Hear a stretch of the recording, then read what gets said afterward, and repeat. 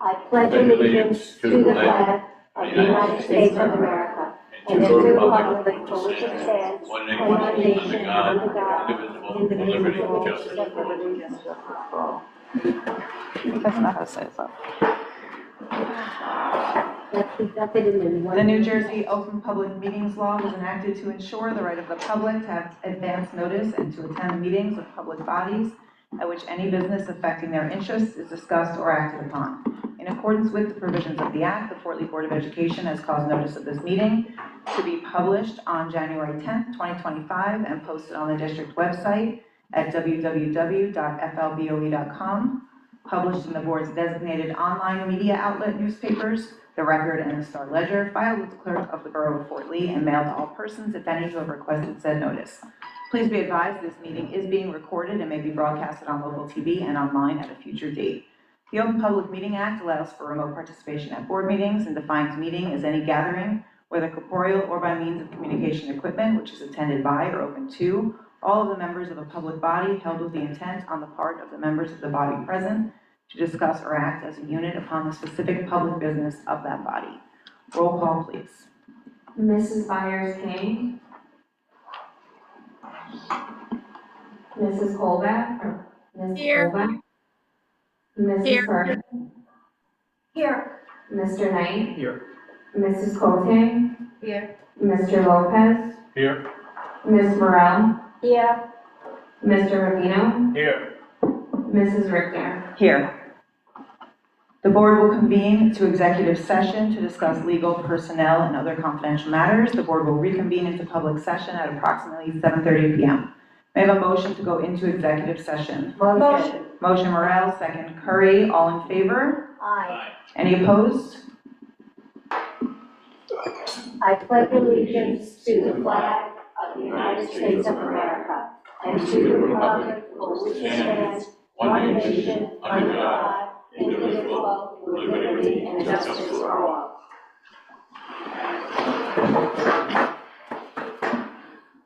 The New Jersey Open Public Meetings Law was enacted to ensure the right of the public to have advance notice and to attend the meetings of public bodies at which any business affecting their interests is discussed or acted upon. In accordance with the provisions of the Act, the Fort Lee Board of Education has caused notice of this meeting to be published on January 10th, 2025 and posted on the district website at www.flboe.com, published in the board's designated online media outlet, newspaper, the Record, and the Star Ledger, filed with the clerk of the Borough of Fort Lee and mailed to all persons, if any, who have requested said notice. Please be advised that this meeting is being recorded and may be broadcasted on local TV and online at a future date. The Open Public Meeting Act allows for remote participation at board meetings and defines meeting as any gathering, whether corporeal or by means of communication equipment, which is attended by or open to all of the members of a public body, held with the intent on the part of the members of the body present to discuss or act as a unit upon the specific public business of that body. Roll call, please. Mrs. Byers-King. Here. Ms. Colback. Here. Mrs. Curry. Here. Mr. Knight. Here. Mrs. Cote. Here. Mr. Lopez. Here. Ms. Morel. Here. Mr. Rubino. Here. Mrs. Richter. Here. The board convened executive session at 6:30 p.m. to discuss legal, personnel, and other confidential matters. Dr. Kravitz, will you begin by sharing the superintendent's report?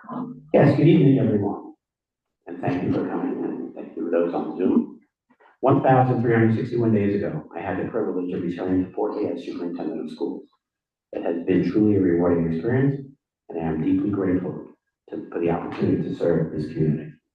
Over my 12-year career, with a 10-year break in between, in Fort Lee, I've had the honor of working in Fort Lee as a teacher, vice principal, principal of 2 different schools, and most recently, superintendent. While there are many accomplishments I am proud of, what stands out most is the chance I've had to work alongside so many dedicated and passionate individuals. Although we sometimes have differing opinions of the what and the how, our shared commitment to the children of Fort Lee always remained our common ground. As I look toward the future, I offer this reflection to all stakeholders. Always keep the bigger picture in mind. There is meaningful work happening here, driven by people who deeply care and work tirelessly to make a difference.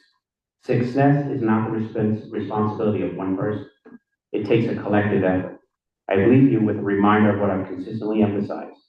Follow the process and respect the chain of command.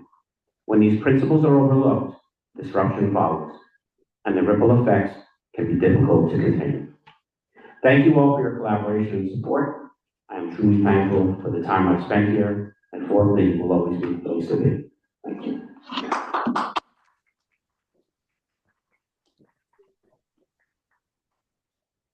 As far as his, which I have to report,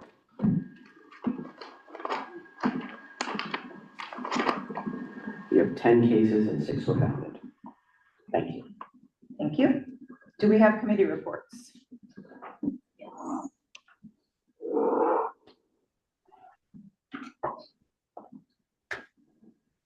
Good evening. The negotiations committee met this past last Monday, and we reached an agreement with Fort Lee Administrative Group, and that contract was ratified late on Thursday, and you will see that on resolution 3B on tonight's agenda.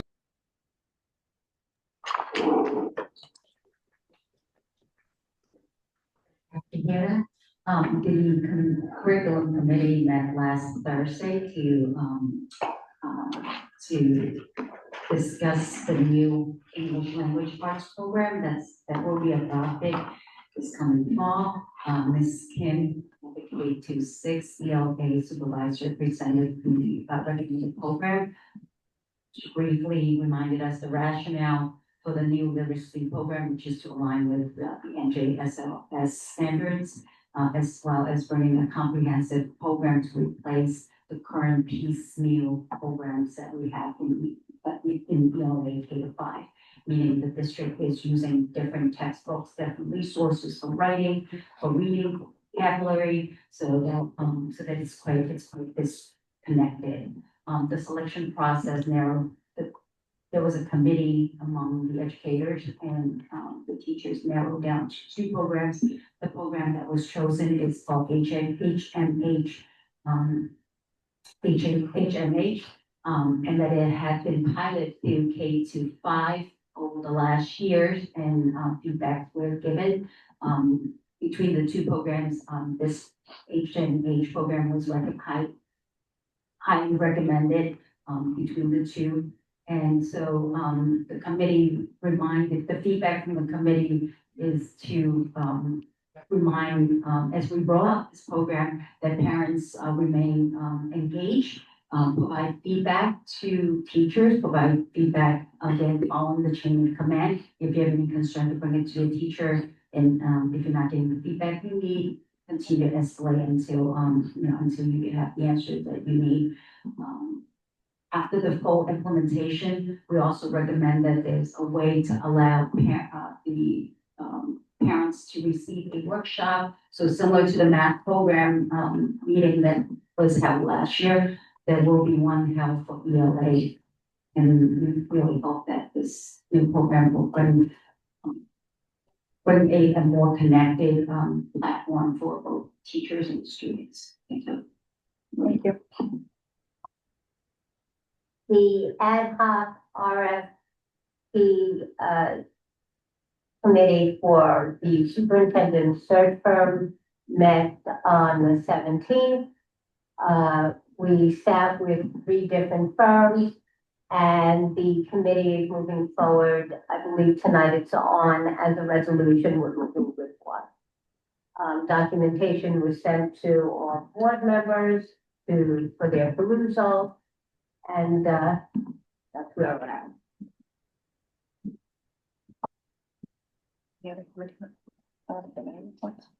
Any board members have questions or comments on tonight's agenda or other topics? So just 2 things. One, I just wanted to sort of express something. Juneteenth this year, I got a couple calls from people in the community, expressing some displeasure with the fact that we were open on Juneteenth.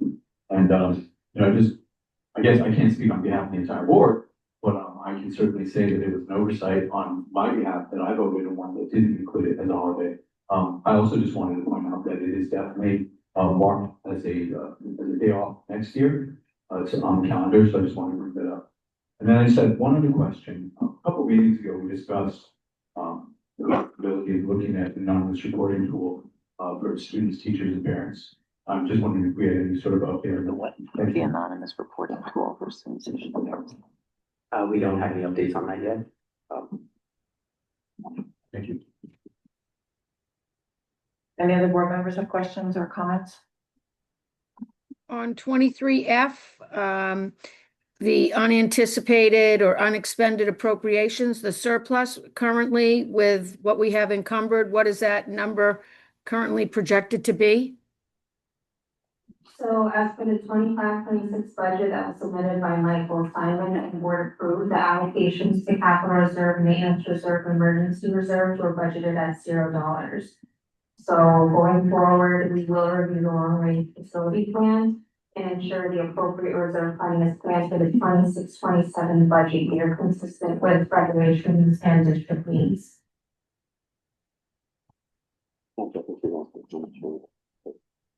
I'm sorry, I didn't hear the amount that we currently anticipate to be able to put into our capital reserve and other fund. No, we currently do not have a number. Well, we know today what we have encumbered and we know what we haven't encumbered. And so what is the total amount currently that's unencumbered that was allocated for the school year? So once I get the exact number, I can give that to you tomorrow morning. Okay, I mean, we have a resolution on tonight, 23F, that anticipates some amount at the end of June, and we're only 7 days from the end. We don't know whether it's 1 million, 2 million, 5 million. No, not at the moment. Okay. There was an item on the bills paid list that kind of jumped out at me. It was a payment of over $80,000 to the United States Treasury. And the description says IRS fourth quarter penalty. What kind of penalty would we be paying of 80? That's a teacher's salary that would put someone in the classroom for a year. And I think our step one is about 72,000. What is that, and how did that come to be that we had paid a penalty of $80,000?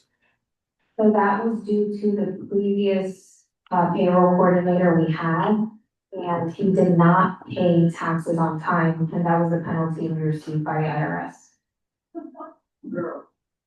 And a 501, oh, we're not a 501c3, a public entity, what we would have to pay a penalty of that magnitude for.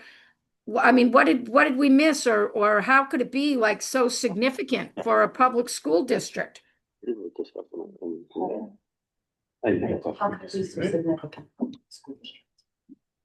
Because our payroll runs about $55 million, $60 million. That's one of the reasons why we had a change in payroll. And that was brought to the Board of Education, I believe, the committee as well. We spoke about the payroll. We talked about it in private And session about the payroll mistakes. mistakes. There were mistakes that were made and we rectified as soon as we found out about it. As far as the consequence with the IRS, that's unfortunately that's what happened. And I think there was even a question about are we indemnified by insurance, and I might have been from that side of the room. I'm not quite sure, but I know that's one of the concerns we have. So we received a notice and we paid that penalty.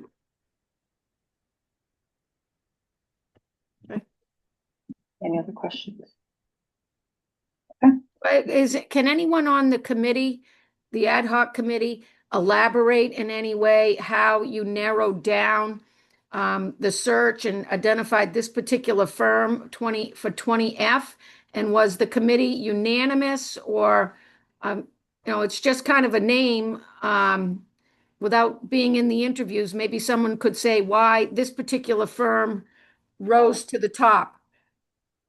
If I may, I would suggest that topic be discussed in closed executive session. While it does reference the search criteria for a search firm, which is a quasi-professional service, it is directly and intimately related to a personnel decision that has to be made by the board. So I'm not saying the question is inappropriate, but I think that it would be more appropriate to be discussed in closed executive session to maintain the confidentiality of the process leading to the selection of the candidate. Well, let me ask it differently. One other question then. The contract that we're approving requires the Board of Education to conduct the background check on any candidates that we're interested in. Is that normal?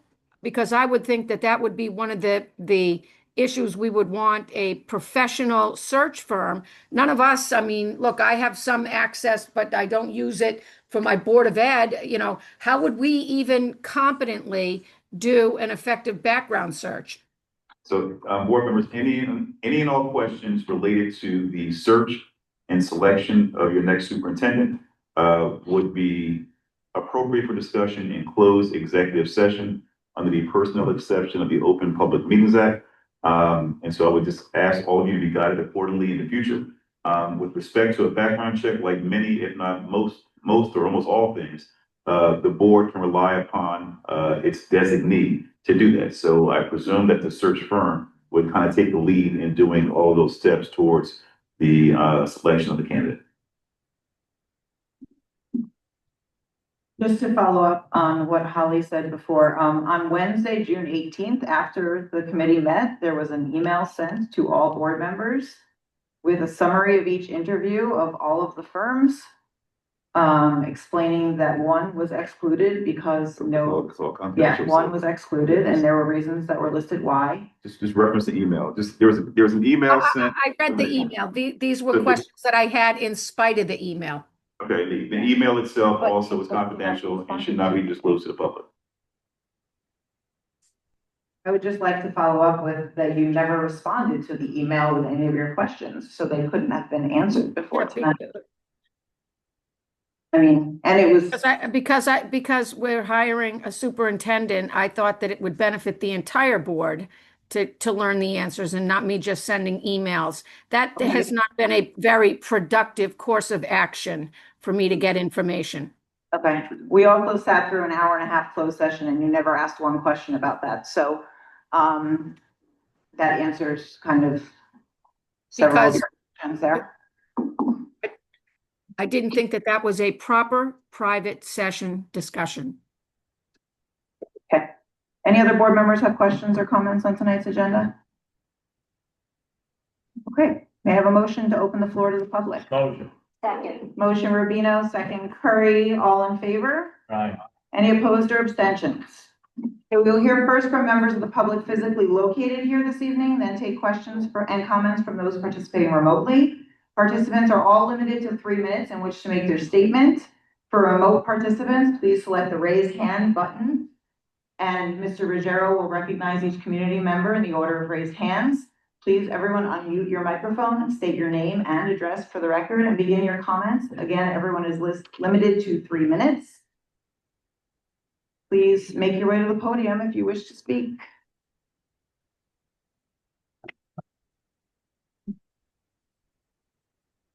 Good evening, everybody. Pete Goslin, 2185 Lemoyne Avenue. We thought our last meeting as CPAC leaders was last month. So we have, Andrew corrected me, 7 days, 7 hours, 40 minutes, and 50 seconds. Same time Dr. Kravitz has left. Juneteenth, fun fact, just mentioned in New Jersey, we made it a holiday before the federal government did, and they made it the third Friday of every month. So that's why it's on Friday next year, because the 19th falls on a Friday. So my question would be, is it a coincidence that it's on Friday, or did we actually move it as a district to Friday? But I'm pretty sure it's the latter. The second thing is, a parent asked me about a special education committee, being on the Board of Education, and they said they never heard of CPAC meetings, and I said I didn't know it existed. I know there was a talk about it a year ago, but they actually said, someone said that the Special Education Committee looks forward to working with them. So the question is there a Special Education Committee? How often do they meet? I guess this is for you, President Richter. How often do they meet? And are there minutes available or anything like that? And are those all your questions? Yes. Okay, thank you. So, Do you want me to answer the special education? well, I'll do the other two first. Okay, go ahead. So, many districts around the state have chosen the 19th or the 20th. So when it first came out, there was a federal and there was a state. So if you look at others, like I said, surrounding districts, we observed the holiday on the 20th this year. Like I said, several around us. No, this year we observed it on the That we 20th. observed it on the 20th Mhm. as opposed to. He said next year. Next year, you can look up the date, but if it's a Friday, it would be whatever would fall into that. It's the 19th. So that's the reason why we did it this year. Like I said, along with other districts. Special Education Committee is your question. Special Education Committee does exist. This year, it was new.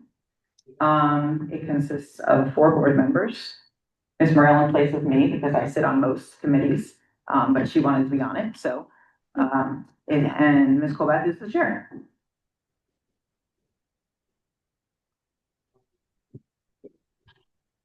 That's one. That's one. Yeah. Was that all your questions? Yeah. Okay. Anyone else in public want to speak?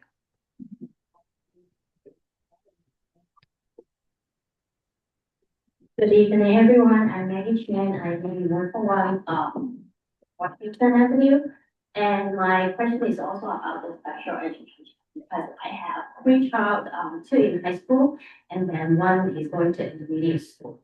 And I would like to ask for more support in high school for the counseling department. Because my kid, 1 has like depression. I'm very fortunate that like when she's very serious and she was in middle school. In middle school and middle school, like the counselor was very amazing. She gave a lot of mental support, like personal meetings, like every week, touching base with my daughter, whatever she needs her, then she talks. So then she's a lot better in high school, so that I have no issue with her. When it comes to my son, then he was okay in the past. He has very amazing counselor in school 3 with Afro, and then he has very amazing counselor in also intermediate school and middle school, like Caitlin and his were they're wonderful, and then they give a lot of support to my son. So I don't have like a lot of issue with my son in early life. But when it comes to high school, I know that every time I is on all the college application, a lot of the counselor they give a lot of support to the students on the academic side. But is it possible that they give more support to the students on the mental side?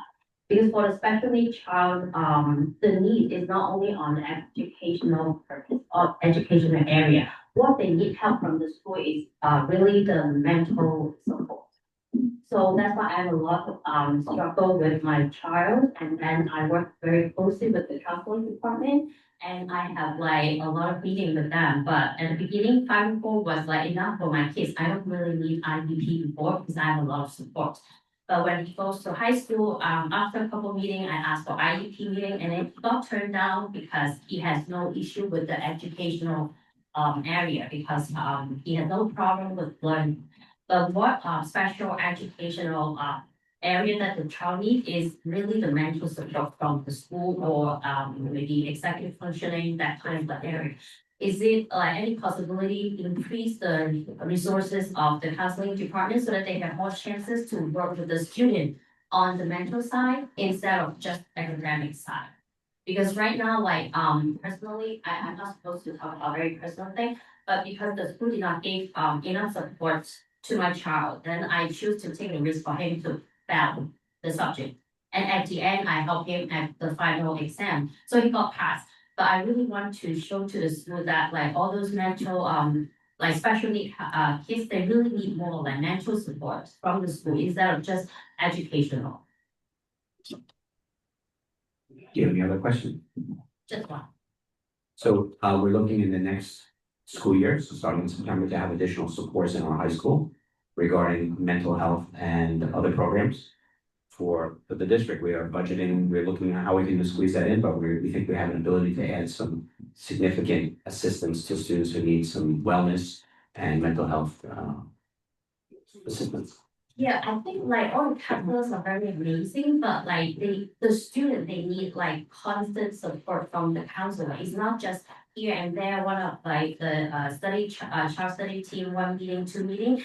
for all those mental health, like students, they need like constant meeting, just like the elementary school, intermediate school, and the middle school. They did a wonderful job, constant meeting. But when it comes to high school, the school expects children to be like more independent. But if they have the issue, they can't really help themselves. They need the school teacher for help, like counseling department to help them instead of they reach out for help. Like I feel like the counseling department should be a little bit more proactive to reach out to the staff, to the children. Also at the high school, there is a student assistance counselor, a SAC, and we also have a social worker at the high school designated. Yeah, I understand. I met with all of them a couple of times, but like the issue did not is.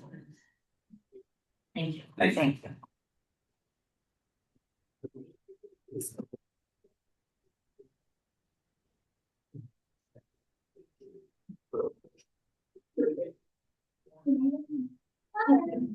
Hello, everyone. My name is Julianne Chen at the 2200 North Central Road. I just graduated from Fort Lee High School last week.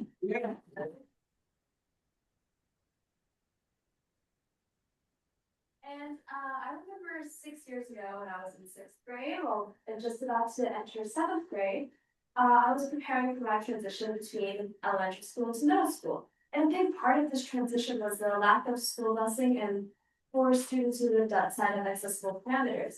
And today I'm here back again to express my same concerns about this same issue, but this time for my little brother, George. Naturally, back then, my parents were worried about my safety. I was really tiny as a kid, and I was fairly distractible. And if I walked that 1.7 miles home, my parents feared that I'd make a wrong turn, get completely lost, end up in the wrong town. And they feared that if I walked through high traffic areas, I'd get distracted, get into an accident. They feared if I went on public transportation, I'd get off the wrong stop, potentially ending up miles away from home. It was a lot. But at first, being almost 13, I thought their fears are completely unfounded. But now that I'm older, almost an adult, heading off to college at USC next year, I'm able to understand that at 12, almost 13, I was pretty immature and naive. Though I did never end up at the wrong town or in the wrong stop, I was pretty vulnerable. I was an underage child in a crowded entry transit bus filled with plenty of grown adults, sometimes at like 4:30 p.m., which doesn't sound very late, but in December, it's pitch black. But, being almost 13, I was totally ready to take on that challenge. But my brother is nowhere close to turning 13. He's 10, almost 3 years younger than I was at that age of transition. And currently, he's expected to do the same thing I was expected to do and walk from our house to the middle school / intermediate school area. My parents can barely trust me at age 13. How did they expect him to do that at age 10?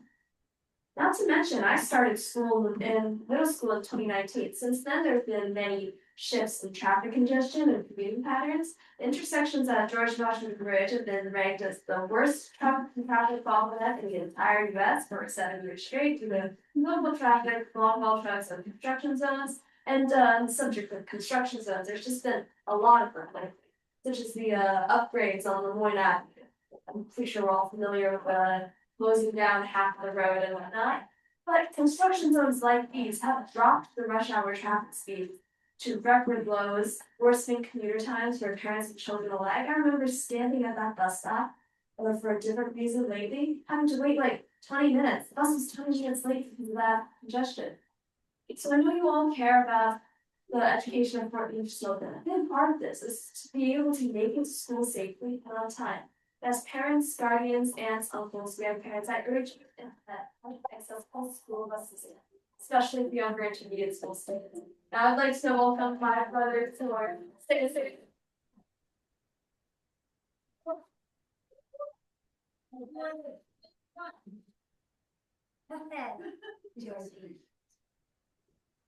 Hello. Hello everyone, my name is George Chen. I graduated from 4th grade at School Free this year. Next year, I will be going to the Fort Lee Intermediate School. And I am not sure if I will have a spot on the school bus to go into school.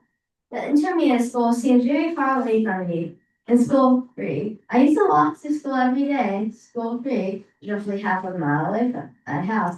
It took me over 15 minutes to walk there every day. I mean, it's going to take me like an hour to walk there and from the intermediate school.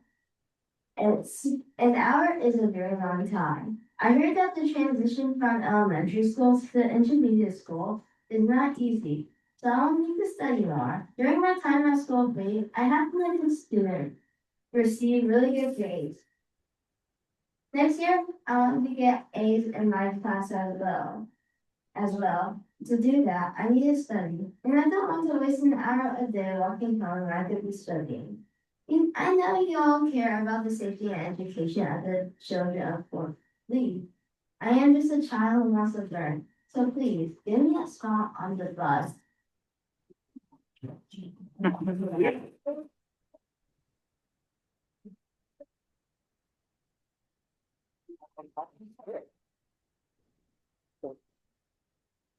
I can. I don't mind responding, but let me just, if I can, first of all, congratulations on USC, and congratulations, Jordan, for responding and giving a whole presentation. Just to clarify some of the, the things we've discussed in the past and we continue. Every school district in the state of New Jersey has a cap of 2%. We mentioned the mental health program that we're looking to bring in, which is about $155,000. That's the same cost as a bus for us to run a bus. So when we look at programs, knowing that we only have a 2% cap, so we can have we could try to increase elementary music, or we can have a bus. We can have more elementary teachers teaching more languages, or we can have a bus. We can have a mental health program, or we can have a bus. Those are choices we have to make because we don't have enough money for everything. So as we make these decisions, the goal of every district in the state is to make sure our kids are educated. And that's the most important thing, fundamental education, that's what we're here for. I recognize the need for a bus and absolutely agree. But when we look at our budget and understand that we have this cap, that cap does not allow us to go over significantly to add busing for everything. So it's choices that we have to make.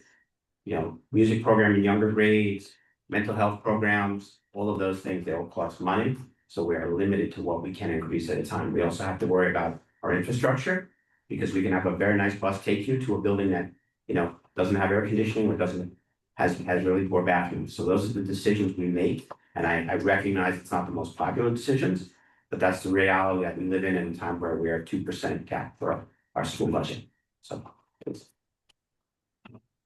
I'm very moving the by at the other side of the bridge. And this is my home.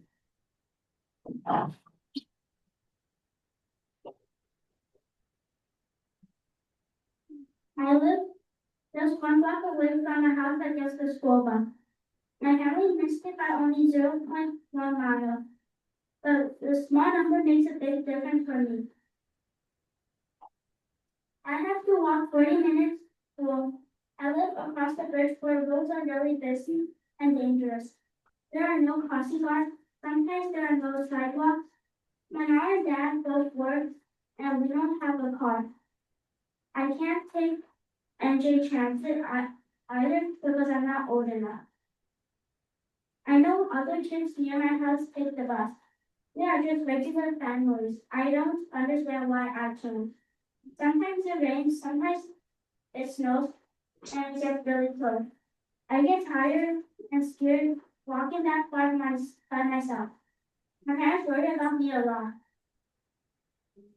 I don't think it is fair that just because it is just for 1 mile too far, I have to go do all this.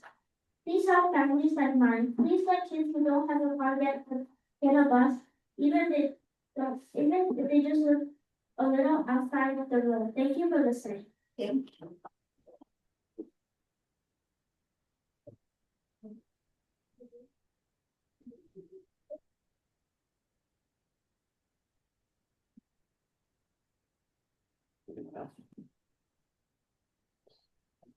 Is there anyone else that wishes to speak, Andrew? No, I do. Well, we have those people.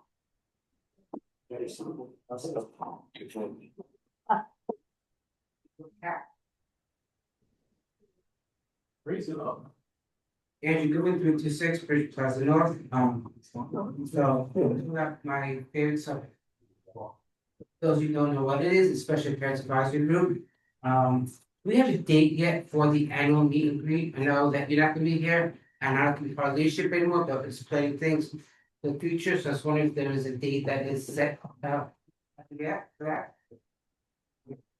Also, the 18 to 21 year old program, which is the Fortress, which is, I feel about, I think it's a great program.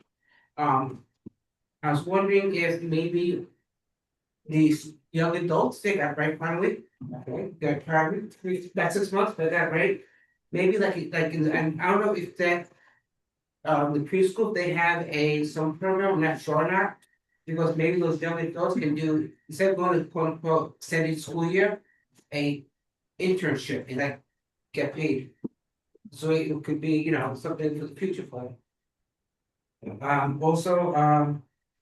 Last but not least, well, almost on 18F, I noticed the standard operating procedures 2025, 2026.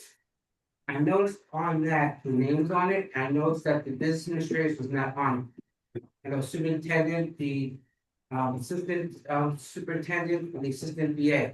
But I did not see the business administrator's name on that. And also, looking at the packet tonight, I do not see the business administrator's name either. I see the assistant business administrator. And I noticed that he's not here tonight. That's why I'm pleased to with us and see on leave and see where is he? I'm curious. Also, finally, I just want to say thank you to Dr. Parents. I know we've done a lot of things to the special parents advisory group. The only thing you always told us was yes, yes, and yes. We did a lot of big things together. We will miss you, I can tell you that. I know, and also Monica was phenomenal. Board for all their support, so say, yeah, the CPAC, just thank you for everything. Thank you. Thank you.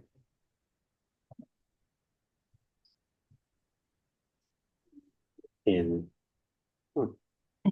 Thank you, I have a microphone. Yeah. So in response to some of your questions, the former business administrator has resigned and taken a position in another district. As far as internships, we don't have any of them for the Fortress program as of yet, and the preschool program does not run in the summer. And as far as the date for CPAG, I don't remember what the Director of Special Education or had mentioned at the last meeting we had with CPAG, but I'm sure if you email her, she's probably working on those dates, and I think they might have, I thought they had one in August they announced. I'm not quite sure if I remember. But I think there was a tentative date that she announced at the CPAG meeting. So I think that's a go in it for that one. But again, I would confirm with the Director of Special Education. Thank you. Please. Good evening, everyone. My name is Sing Chen. I'm Julian and George's father. We did this bus thing probably about 6 years ago. And one of the solutions that we came up with was if parents could pay extra funding to get the bus running. And we did. I think we paid close to $1,000 a semester, and obviously was cut in half during COVID. But we're glad that you could do that. And my question up here is, one, just to remind you how bad traffic is. There's a stop sign about 1,000 feet from our building that nobody stops. It's from Hudson River Road coming up to North Central Roads. It's literally everybody just takes it. And we all seen this throughout Fort Lee, right? Nobody really follows because we're in Fort Lee's in the middle of Fort Lee just in the way of New York City, right? Everybody just sort of get in and out of New York City. Fort Lee just in the way. And most people who travel through this area do the same thing. Not that many traffic are actually from Fort. So the question here is, what options have you guys thought of other than we spend $100,000 here or $100,000 here? Have you guys thought about asking parents for money, buy a minivan so the parents could drive? I drive hour and a half to Stanford for work. I got to be there 3 days a week. If I could be here more time, I would obviously drive my kid. It would be a long car. So I really would love to hear what kind of options you guys and solutions that you guys have come up with, other than the fact we're going to spend $100,000 here or none. I mean, there are creative solutions here, and I'm hoping you guys could take time. We don't have a lot of time left to come up with something, because a lot of parents could actually benefit from this. as you all know, we all have things that we can do in the morning, and I have taken George and Julian to school many times. It's just that, with the back to work and I changed my job, now I work at Stanford, that makes it very, very difficult. And I'm sure some parents are here just under the same situation. So, once again, my name's Sing Chen, and I hope you guys take my suggestion and think of certain ways to kind of alleviate the situation. Thank you. Thanks. So we will continue when we have space, like we did in the last year. When we have space for subscription busing, there will be a fee associated, like we did last year, the same way with the lottery. And we will have that same thing. So there are options. I can't guarantee how many spaces we'll have, just like we did last year. But we will have that subscription busing group. But those are based on a lottery of the seats available to those buses. And, we can always look at other alternatives, but, in a budget, and I know I understood the reference, but that's what we have to do. We are charged fiscally responsible to run, make sure that we use the money for education. And that's our charge here. And I recognize that, but there's a reason why there's statutes and what they do regarding mileage and things like that. And just like other towns, everyone follows those statutes accordingly. So we're trying to do the same. But we do have options, and that is the subscription busing that has existed. And this year we will continue the same way, a lottery based on the open spaces on those bus routes.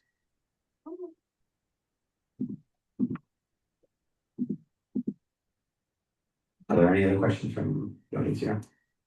All right. Done? Let's move along.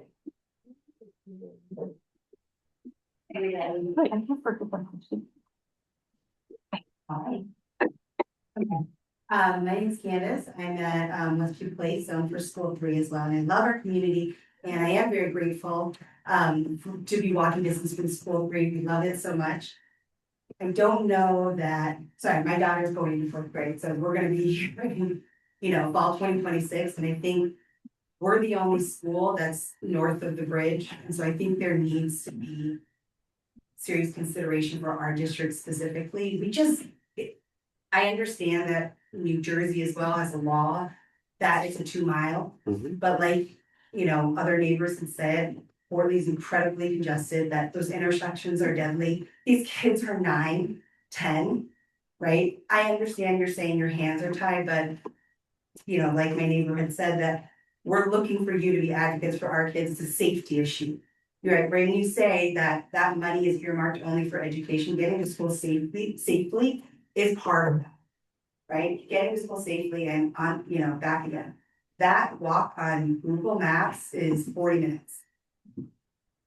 I don't know anybody who's doing a 40-minute walk with their 9-year-old in the morning. If we're in a car, right, that adds to the congestion. So all we're asking, like you said, is creative solutions to think about, whether it means that they're paying, but I'm sure there are many parents that are dual income families. I'm a teacher myself. I don't see my kids when they wake up, I'm at school. So it's not even an option to drop off. So we're just asking, I don't know. I think maybe a little trigger when you responded with like a budget response. I get it. But I think we're looking for a little bit of understanding that there's a whole district of us that you're asking our 9 and 10-year-olds to walk not across the GW, but over to the other side. So that's my 2 cents. Appreciate it, thank you. And we'll keep looking. Well, thanks. All right, last call for those in person so that we can move on to those. No,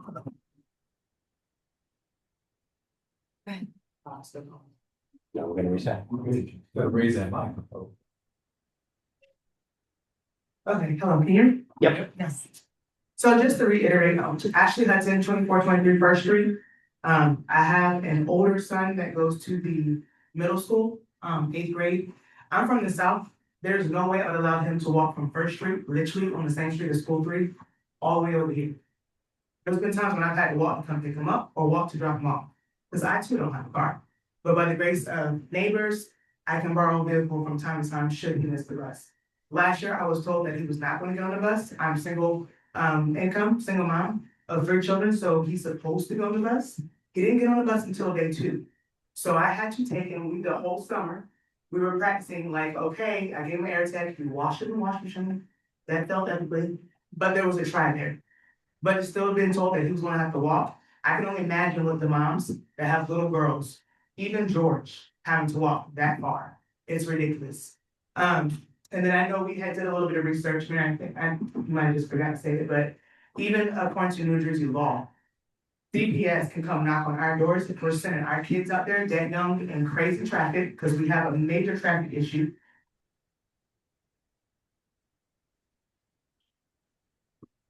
Kids at age 10 walk alone to school based on Child Protective Services guidelines, this situation could be considered neglect. The guidelines mention high risk or unsafe neighborhoods, children who may appear lost, unable to handle emergencies, extreme weather, or lack of appropriate clothing. And we need just about all those conditions, just from the distance, the high traffic, and the inclement weather. So again, thank you for trying, but there's gotta be a bigger try. Like, that's crazy. And that is wild to make these kids walk that far. Thank you. Thank you.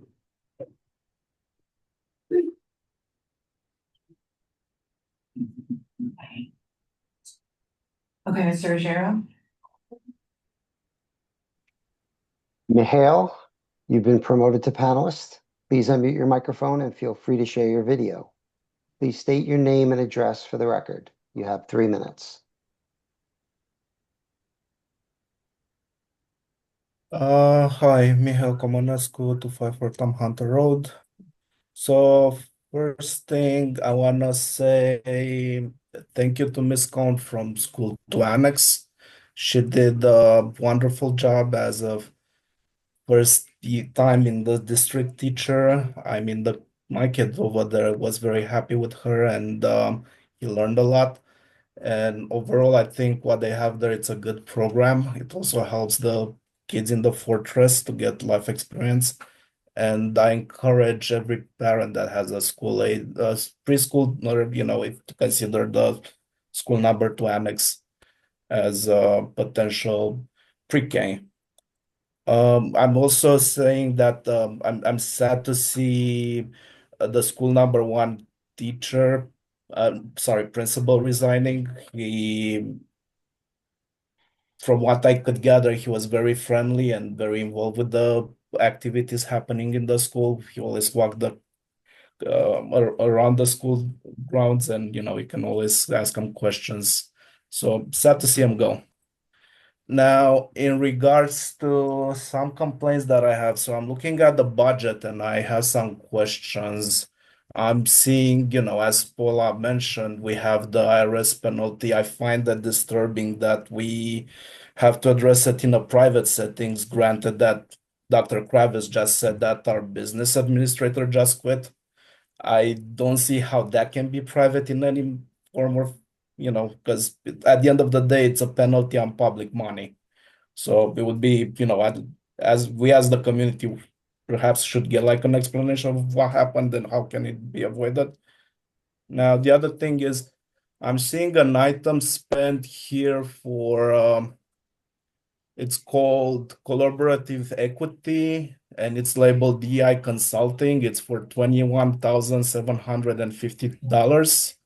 I'd like to know more about that and what does how that money is spent and what do they teach and more details regarding the consulting.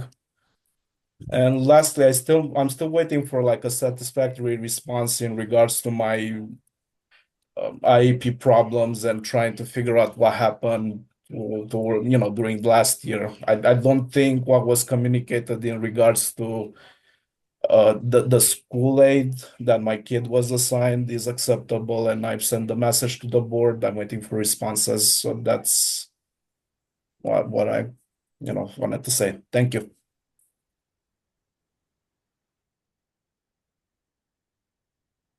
Thank you for your questions regarding the IRS.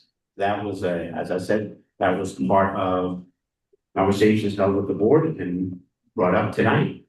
As far as the collaborative equity, this is Cleasso going to answer. And as far as your emails, I know that there are at least 5 emails from the Director of Special Education, including 5 days ago, going back and forth explaining what we understand to be correct, and the best thing to do is, as I said, and I believe that there is going to be another meeting in what I'm reading on those emails, and that will be addressed, but there have been about 5 or 6 emails going back and forth to the Director of Special Education and yourself. Thank you.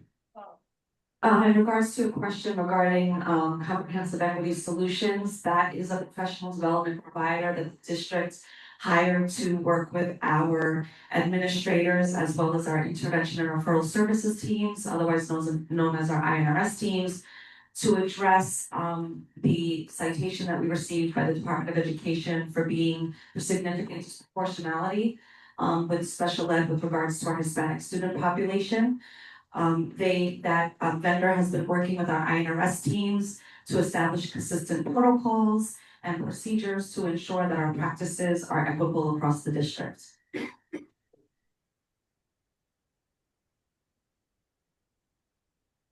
Steph Cotso, you've been promoted to panelist. Please unmute your microphone and feel free to share your video. Please state your name and address for the record. You have 3 minutes. Hi, Steph Cotso, 281 Tom Hunter. Can you hear me? Because I'm not at my usual. I don't know if I can be heard. Yes. Okay, thanks. I also had a question about the IRS payment that I saw in the budget. That was one of the things I was going to ask about. And the other question I had was, it looks like on the budget, we're paying $40,000 to police officers and then 37 around there. Maybe my numbers are wrong. I'm doing it from memory about, more patrol in the schools. Do our tax dollars originally pay for the police? Is this, maybe I missed it because I wasn't on in the early beginning. What exactly is going on with that? Are the police not in the town available to be in the school? And why do we have to pay extra money for that? And that's number, I don't know if it's different, if those are the RSO officers. And also, is there somewhere where we can see what was taught in this DEI training? Because I had originally asked the question a few meetings ago, if it was just for the Hispanic population, what's going on, because we're not able to get a breakdown if it's legal, illegal students that are in our schools, because New Jersey has that law that you can't see what it's for. But if we have illegal students in our school costing us extra money, and then it's coming out of our school budget, potentially that 22,000 could be used for busing or something else. That seems like a fine that was put on our school, but was it for students that we're taking in that aren't even from our district or are illegal? Those are questions that I want to get to the bottom of. I'm not sure if I can, but that's all I have. Do you have any other questions? No, that's it. Okay, so as far as the class 3 officers, we have a shared services agreement with the Fort Lee Borough, where we pay for class 3, which are recently retired officers who are carrying a gun, who wear a uniform. This is Fort Lee Police Department. They are limited to what they can do for the police, but for us, they are part of our regular routine and they are dispersed within our district. We also have an additional 7 or 8 former officers, whether the sheriff's department and police departments, who work for the Fort Lee Public Schools. And we have an outsourced school security team that are in on all of our schools, manning doors in certain areas. As far as training. With regards to your question, the funding comes from federal funds received from our IDEA funding. We are required, when a district has a citation for significant disproportionality, we are required to allocate 15% of those funds to address that issue. So that is not coming out of your operational budget. That is coming from grant funds that we are required to spend specifically to address that issue. And one more. Okay. And one last point about the police officers. It is routine for the Fort Lee Police Department to walk through our buildings. I believe they have over 500 walkthroughs per year as that is part of their routine to be in and out of our buildings every day. So there are police officers in the buildings walking through as part of their daily routines. Thank you. And thanks to the chief for doing that for us. Okay, There are no more raised hands. thank you. May I have a motion to close the floor to the public? Motion Rubino, second Morel. Any opposed? All in favor, sorry. All in favor? Aye. Any abstentions? Okay, moving on to resolutions. May I have a motion to approve items 1B through 3B? Motion Morel, second Curry. Roll call, please. Mrs. Byers King, Yes. Ms. Colbath, Yes. Mrs. Curry, Yes. Mr. Knight, Yes. Mrs. Coates, Yes. Mr. Lopez, Yes. Ms. Morel, Yes. Mr. Rubino, Yes. Mrs. Richter. Yes. May I have a motion to approve item 1B and G? Motion. Second. Motion Morel, second Rubino. Roll call, please. Mrs. Byers King, Yes. Ms. Colbath, Yes. Mrs. Curry, Yes. Mr. Knight, Yes, it's for excited about it. Mrs. Coates, Yes. Mr. Lopez, Yes. Ms. Morel, Yes. Mr. Rubino, Yes. Mrs. Richter. Yes. May I have a motion to approve item 1S? Motion. Second. Motion Morel, second Curry. Roll call, please. Mrs. Byers King, Yes. Ms. Colbath, Yes. Mrs. Curry, Yes. Mr. Knight, Yes. Mrs. Coates, Yes. Mr. Lopez, Yes. Ms. Morel, Yes. Mr. Rubino, Yes. Mrs. Richter. Yes. May I have a motion to approve items 1 CUR and 2 CUR? Motion. Second. Motion Morel, second. Byers King. Roll call, please. Mrs. Byers King, Yes. Ms. Colbath, Yes. Mrs. Curry, Yes. Mr. Knight, Yes. Mrs. Coates, Yes. Mr. Lopez, Yes. Ms. Morel, Yes, but I abstain on two CUR. okay, Mr. Rubino, Yes. Mrs. Richter. Yes. May I have a motion to approve items 1F through 31F? Motion. Second. Motion Kotang, second Rubino. Roll call, please. Mrs. Byers King, Yes, except for 23 F, I'm gonna vote no. okay, Ms. Colbath, Yes on everything except no on 1F, 2F, 20F, and 23F. okay, Mrs. Curry, Yes, however, I'm going to abstain on 23 F. okay, Mr. Knight, Yes on all items with the exception of 20F, which I vote no on. okay, Mrs. Coates, Yes on all, and staying on 23F. okay, Mr. Lopez, Yes on all, and I'll abstain on 23F.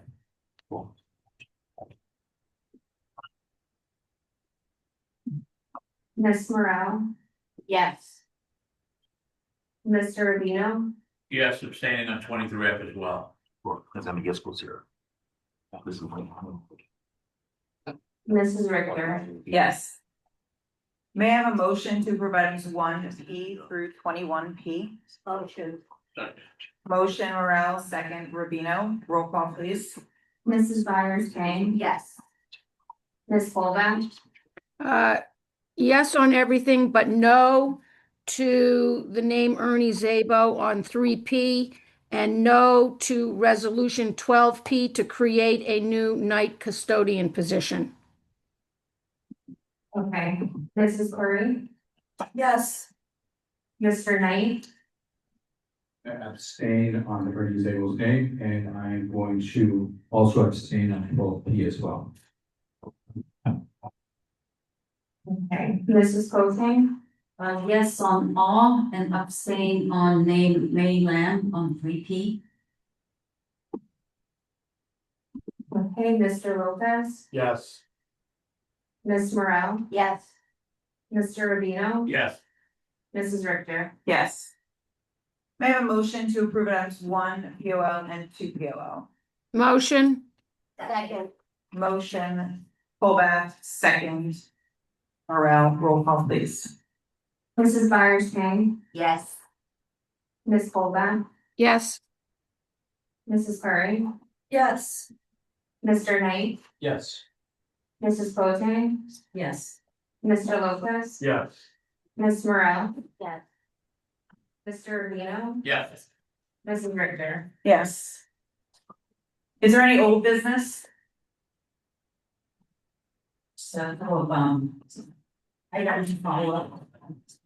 I know the busing issue is something that is near and dear to my family because enough people spoke tonight.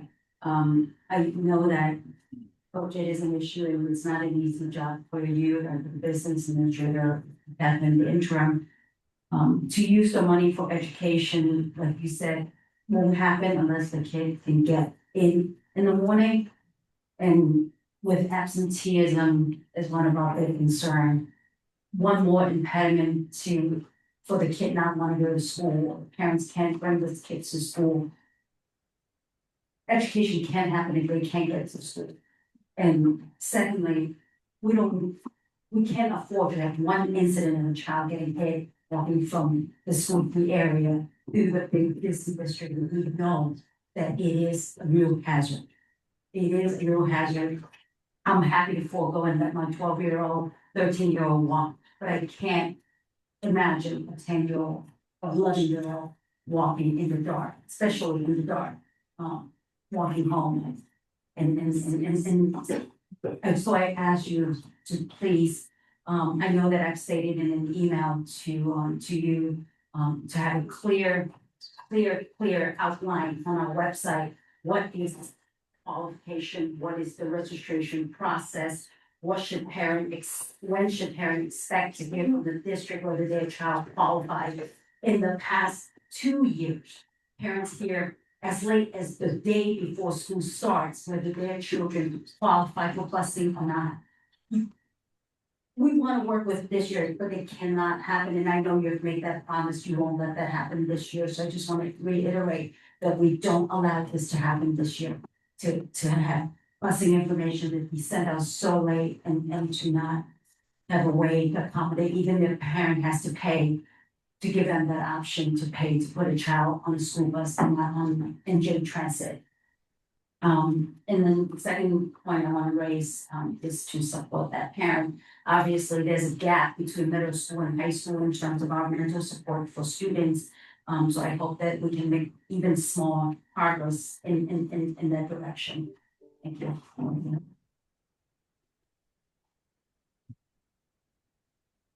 I mean, as far as busing, no, so sure. As far as busing, I understand it completely, but again, and we have talked about it, came up in the policy committee, it came in last year. I know prior years, they were just doing busing randomly, aid in lieu, people were getting paid. We make those decisions, and I agree with you wholeheartedly that, it's important to get students there, but I also recognize that, we're sitting in a building that the air conditioning doesn't work, and I get calls from board members saying, why doesn't it work? And that's $2 million. So, as we make our decisions of what we can do and what we can't do, I want the board to recognize that. And as every superintendent has said here, when I look back and understand by speaking to them all, we work at the will of the board. So if the will of the board is that busing is important and that's their choice, then please understand, and that's all I ask. For me or for any superintendent who would take this position, understand, and please don't ask, why can't we have world language in the elementary school? Why can't we have an elementary band like we used to? Why can't we do this? Why can't we do that? Because there is only certain dollars that we have. And can we ask you to let us know what that trade-off is, so the public knows what trade-off are we making? And we can make it together as a community, and then it doesn't fall on you to make it and get the weight of that decision. So it's not about me, and I would never say it's about me. It has never been about me. It is about the role of the superintendent is tonight not be micromanaged. The role of the superintendent is to listen to the board of what they want. Then it's my decision. That's why you went through New Jersey School Board's training, to understand that you set what you want, and it is my job to make it happen. So, or let me rephrase that, it is the superintendent to make it happen. So if the board says we want busing, then that's our job to make it happen. It is not, I have not seen a successful where we're voting on in a board or as a community of whether or not we do this or do that. It makes it very difficult to manage, and that's probably one of the reasons why we've gone through so many superintendents. Because at the end of the day, this is our job to make those decisions. What we're being told to do, we will do. So I know since 2004 when I started working here, and for those of you who didn't know, I started as a teacher, and now it is 2025, so that is 21 years. There have been 11 superintendents, and there's a reason for that. So, we'll make those decisions. And I appreciate that. So to be fair, I I don't think we can compete with that, so to be fair. Well, I didn't say my other district, and I appreciate you bringing it up, but I didn't say that. I'm saying to you in the context of what we do. Our job Want to make as sure that as we a didn't job lose as a the school board, superintendent. as the school board, The reason I'm she just said saying it, to you, we have a better opportunity. I didn't cite to anything. use that. I'm just saying to you, if we're making a decision, we make decisions. So all I ask respectfully is that you understand we're making a decision. We're trying to make that decision as best we can to service all the My students. point is to advocate for parents who are making it clear and loud, they worry about safety. And if advocating for safety is interfering and getting out of a lane, then this is a lane that I do want to get out of. Because we do have a traffic problem in Fort Lee. It's not a hearsay. Right, I think, Dr. Kravitz has made the point that if it is the will of the board to move forward and either raise taxes or cut programs so that we can find more busing, then I think that's the point he's trying to make. Thank you. Go ahead. I mean, I think that there are other options, so I voted no tonight because we were creating a new position.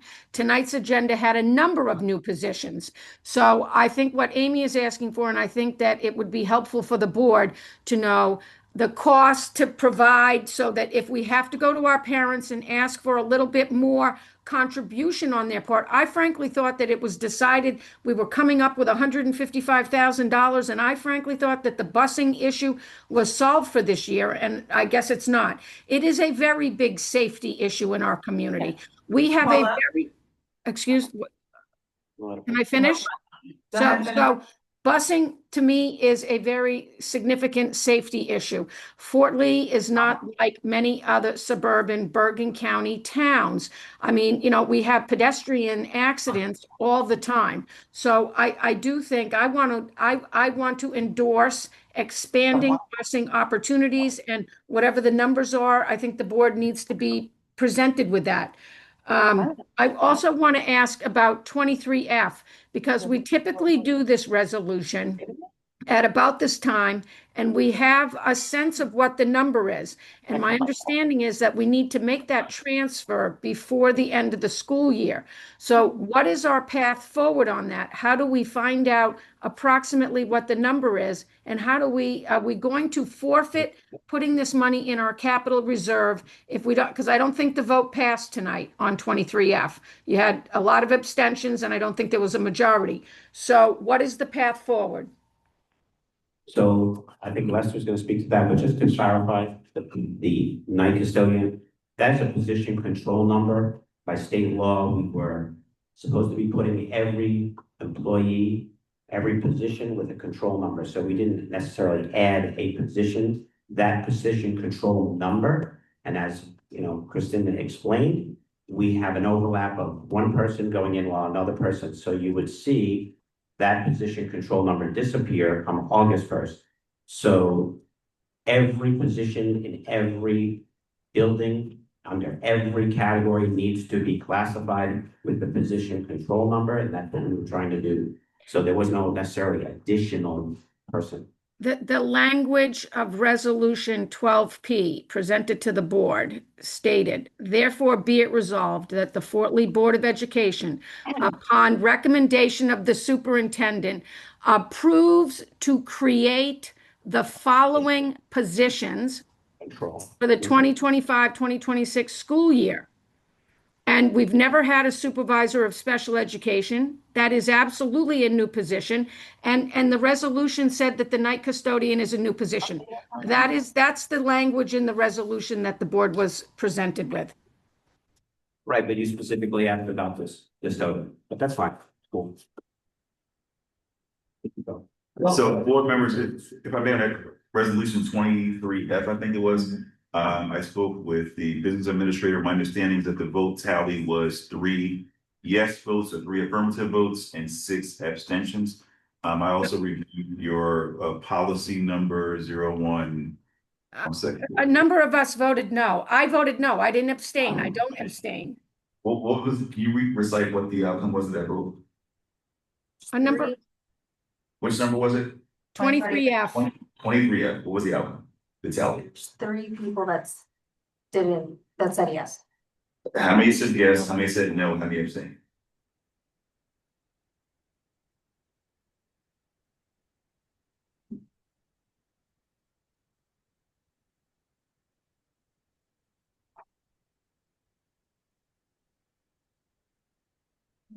That's great.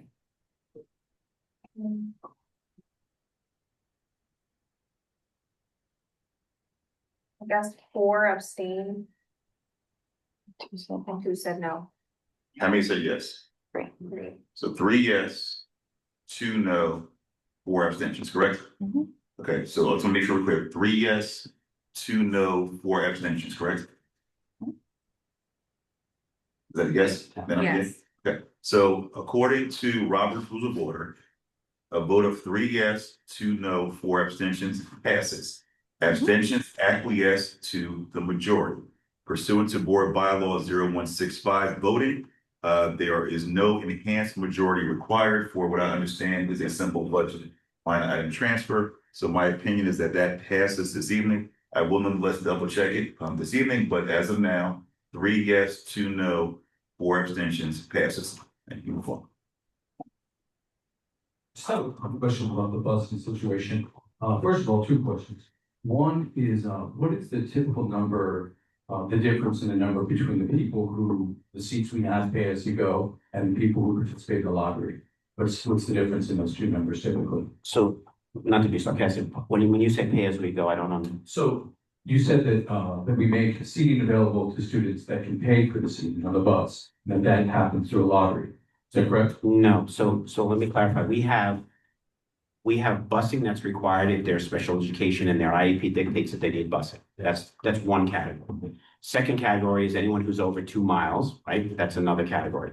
In the case of this particular area, there was in the past subscription busing, pay as you go. That said, any extra seats, we would let the parents pay and we would fill them up. So if let's hypothetically you had a special education bus, 2 people on it, they had an extra 10 seats, you'd pay, there were 10 seats available. That's what we would add. We would add as subscription someone to pay. Yeah. That's what we're still doing. We haven't changed that at all. So my question is, I'm trying to ascertain the amount of people who are participating in the lottery versus the amount of seats. What kind of number are we left with at the end of that, of people that don't get a seat that want one? Just so I can understand the problem better. There's a significant number who were getting it for a very inexpensive cost. I don't remember the first year. Yeah, just I don't know the number off the top of my head, Yeah, but that number. And then what we ended up doing last year is running a second bus. And we don't have enough of our own buses to send our students. So we traditionally will run some of the routes for our special needs kids. We're going out of district because that's the most costly. So in order to recoup some of that money, we'll do our own buses and try to tier the buses, meaning they'll make a run to, let's say, Leonia, come back, take another run to a student in Palisade Park, as an example. That's what we're trying to do to save money for our busing. Yeah, got it. I guess what I'm trying to understand is how many people are getting turned away? Like how many families are getting turned away? I'm trying to understand the size of the problem. I don't have I can Is there any email. way you can take? Yeah, we can do the last And one. also, I'd like to make a motion to create a committee to explore this, the bus situation in further depth. If possible. Is that possible, Madam President? There's a Can I get motion. second from somebody? Does anyone have a second to create a committee to explore the bus situation? And then we talk around the finance. I thought it was discussed in finance and policy. It has, Yes, it has. In policy and finance, it's been discussed. I believe. You can have it under the policy and speak about it, then. Does anyone want to make a second to Mr. Knight's motion to create a committee? It will be an ad hoc committee. I mean, I'm fine to have a committee look into it if people want to constitute a Well, is committee. there any reason why we've been part of policy and part of finance? No, Yeah. no reason why. It seems to make more sense if you're looking at finances overall, as far as what you want to prioritize. It seems to make sense that busing would be part of that. It could just be, accelerated or, look at it quickly. okay. Because we're looking at all the other expenses and the priorities are. We have things on B and G we want to do, we have, the air conditioning.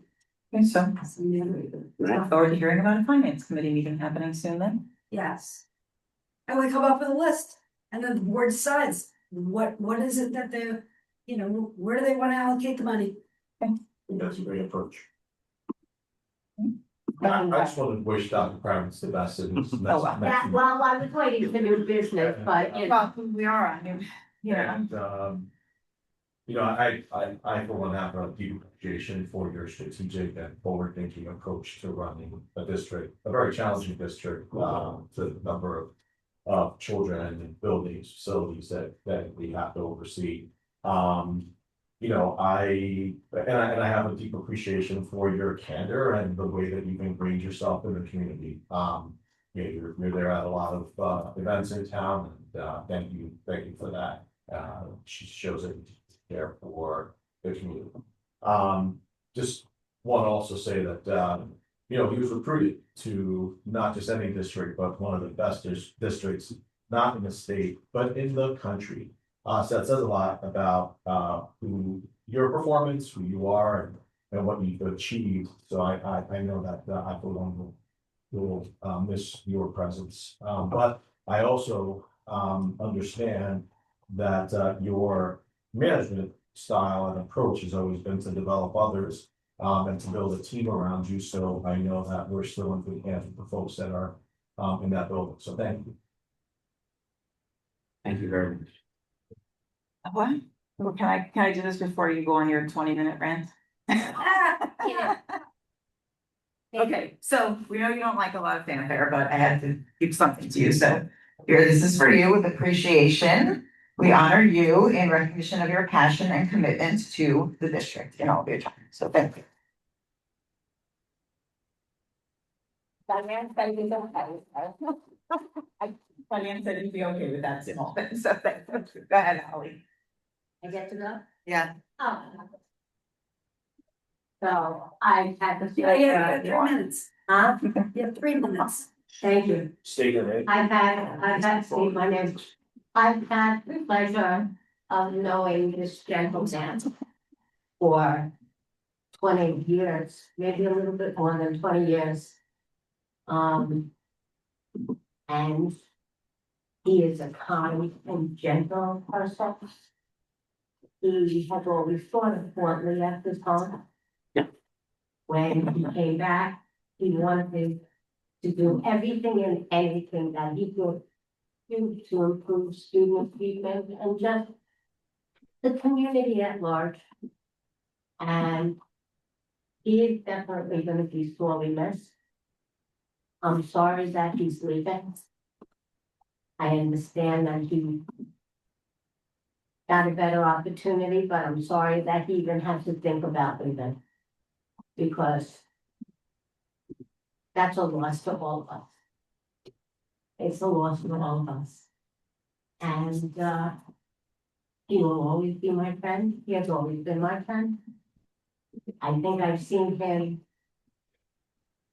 get irate a total of maybe 3 times in 20 years.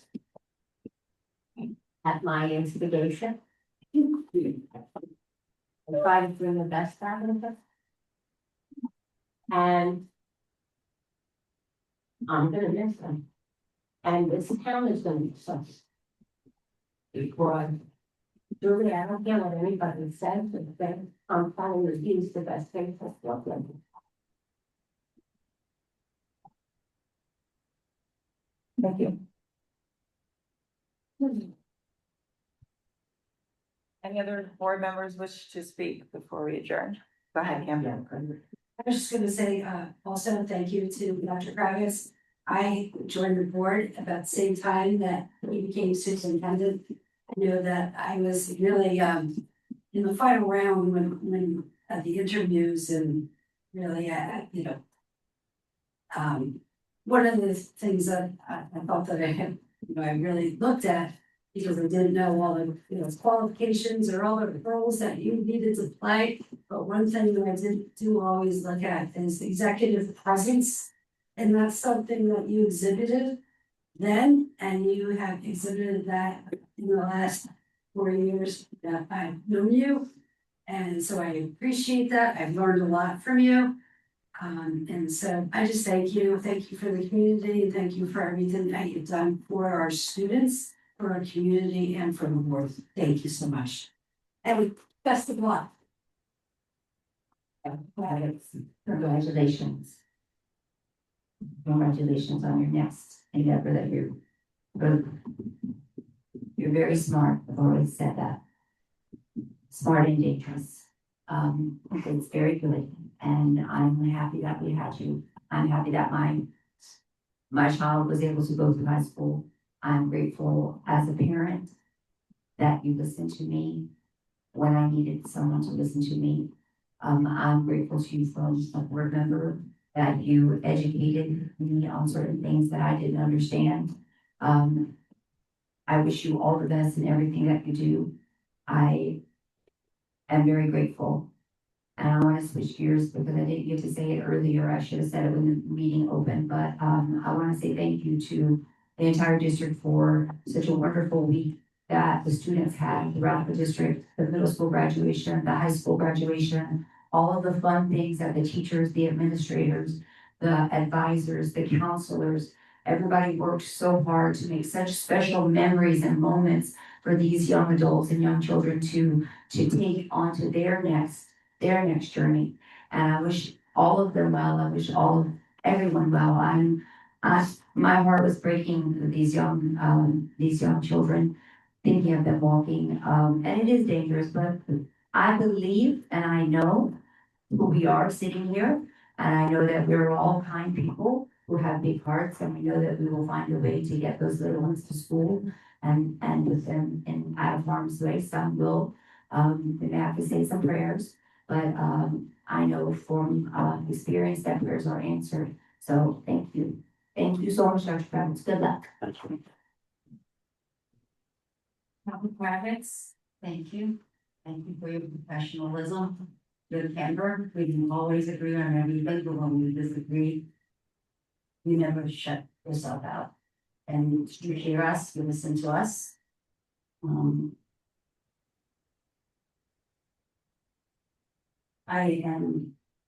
so sad you're leaving. I'm so happy you're leaving. I am so happy to tell the world that we send away our superintendent to one of the best school district, because that means our district is good. It's one of the best, and that's why you are here. And you're always welcome.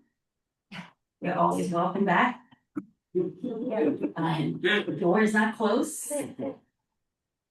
If that commute gets to you, we have a better commute. So thank you. Thank you. So I wish I was there in person, but unfortunately it wasn't meant to be. I'm extremely thankful for the trajectory that you put our district on and the momentum that you have created for us. Obviously, it would be better if you kind of carried us forward. But you know, once I kind of Googled Jericho, there was like no trying to sit you down and changing your mind. They're very lucky to have you. I'm disappointed that you're leaving, but you really put us in a tremendous position and for someone to be able to pick it up and move us forward. And we really needed you at the time when you came in. and very happy that we were able to get you for the period of time that we had you. I wish that it was more, but what you accomplished and in that short period of time is visible, and we were very lucky to have you. Thank you. May I have a motion to adjourn? Motion. Second. Second. I know, second, Curry, all in favor? Aye. Any opposed?